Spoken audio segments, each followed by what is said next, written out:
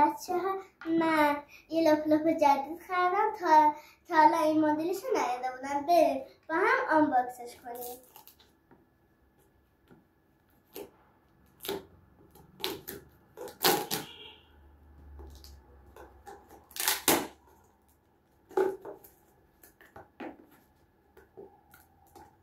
من خیلی اینو دوست داشتم، به خاطر همین اینو خریدم تا ببینم توش چیه. تا حالا اینو نخریده بودم.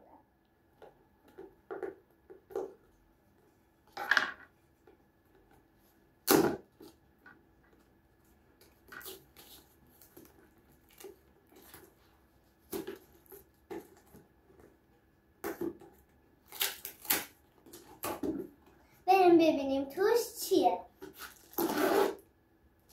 یه دونه برچسب که خیلی بزرگه،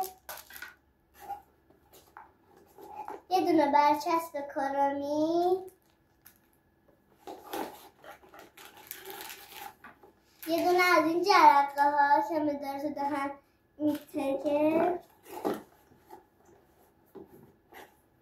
یه دونه کارت تبلیغاتی، یه دونه این عروسک که خیلی پشمان و دستاش توپ توپیه، یه دونه آب نبات و یه دونه شکلات پروانه‌ای. خدا نگهدار.